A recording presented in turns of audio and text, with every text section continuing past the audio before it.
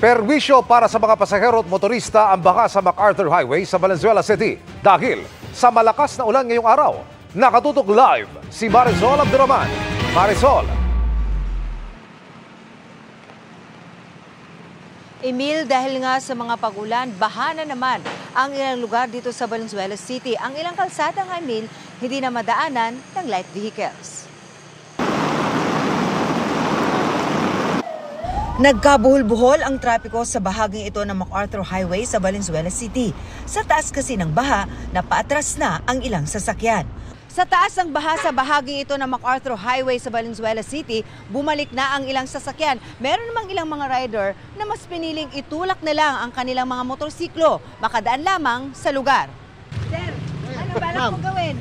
Ay, kailangan makauwi, ma'am, kaya tinulak ko na lang.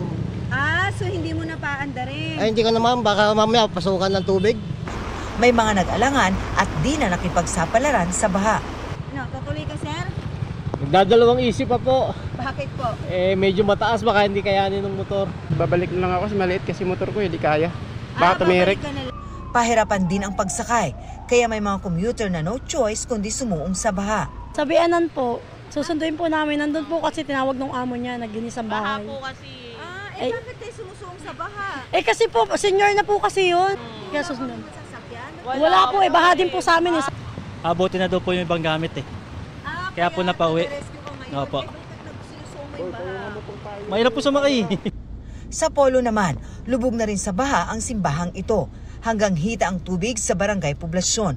Kung tutuusin, sanay na raw sa baha ang mga nakatira rito. Pero mahirap pa rin daw ang ganitong sitwasyon. Mahirap kasi magugutom tayo pag hindi tayo lumusong Mahirap talaga. Sige, unang-una sa hanap buhay. Bakit kayo sumusuong sa baha, ma'am? No choice po. Kailangan ko pong bumili ng ulam. Delikado naman po. Kaya lang kailangan talaga. Kasi wala po kaming kakainin.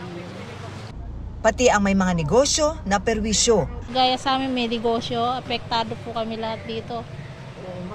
Buti may nabili pa rin kahit paano. Kahit paano, meron naman po. Hirap. Sa palaran pa rin talaga.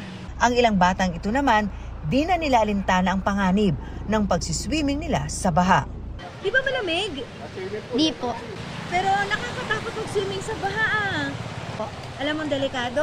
Opo. Bakit? Kasi po baka po magkasakit ka. Yun naman pala. Bakit nagsiswimming ka pa? Kasi masaya po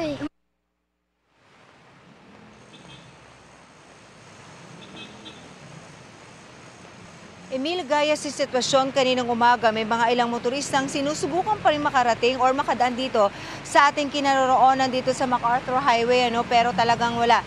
Hindi na talaga sila ikangay ng ahas pa dahil hindi kakayanin kaya bumalik muli. Bagamat, Emil, kung ikukumpara kaninang umaga, humupa na ng konti lang naman ang baha dito. Ay, ang problema, Emil, eto, at tuloy-tuloy na naman ang buhos ng ulan. Emil. Maraming salamat, Marisol Abduraman.